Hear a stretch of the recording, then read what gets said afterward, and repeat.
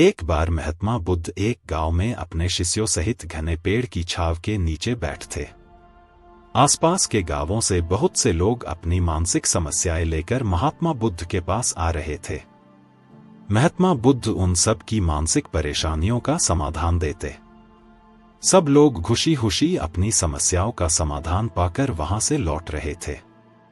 वहीं से कुछ दूर बैठा लोगों को बुद्ध के पास जाते देख एक दुखी भिखारी अपने भाग्य को कोसता हुआ यही सोचने लगा कि अभी कुछ देर पहले तो ये लोग दुखी मन से मुंह लटकाए उन महात्मा के पास गए थे, और अब इतना खुश होकर कैसे वापस लौट रहे हैं।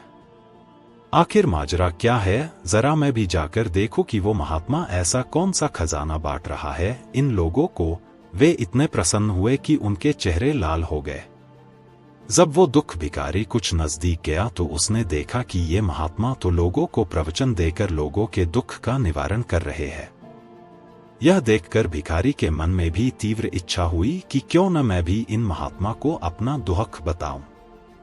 मुझे भी अपने दुख का समाधान अवश्य मिलेगा। बस फिर क्या था, समाधान पाने की लालसा लिए भिखारी महात्मा बुद्ध के सामने पहुंचा और हाथ जोड़कर प्रणाम करते हुए बोला, हे महात्मा बुद्ध, मैं भी लोगों की मदद करना चाहता हूं।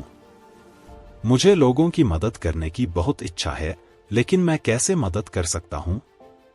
मैं बहुत गरीब हूं। मेरे पास न तो पैसे हैं और न ही कोई ऐसी चीज जिससे मैं किसी की मदद कर सकूं। मैं कोशिश करने पर भी किसी की मदद नहीं कर सकता। मुझे भगवान ने इतना गरीब क्यों बनाया? हे महात्मा, मुझ पर कुछ कृपा करो।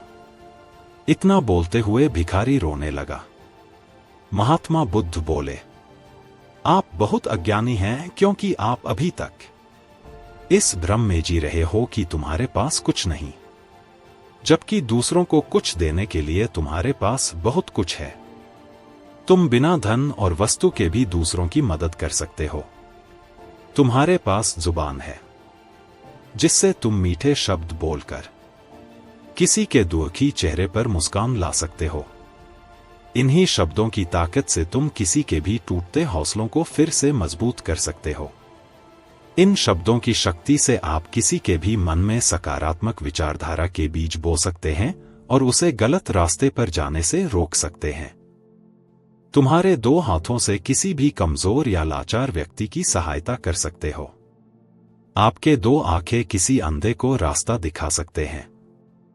तुम किसी के लिए दुआ कर सकते हो। यह हो सकता है कि उनके बुरे काम फिर से हो जाएं। आप किसी के अच्छे स्वास्थ्य की कामना कर सकते हैं, लेकिन अज्ञानतावश तुम अब तक इस बात को समझ नहीं पाए और इस भ्रम में अब तक जीते रहे कि तुम्हारे पास मदद करने के लिए कुछ नहीं। किसी की मदद करने के लिए धन और वस्तु का होना अनिवार्य नहीं है। बिना धन और वस्तु के भी हम कई प्रकार से लोगों की मदद कर सकते हैं। महात्मा बुद्ध के ज्ञान से भरे ये सुंदर शब्द सुनकर भिखारी के चेहरे पर मुस्कान आ गई और वह खुशी से झूमता हुआ वहां से चला गया।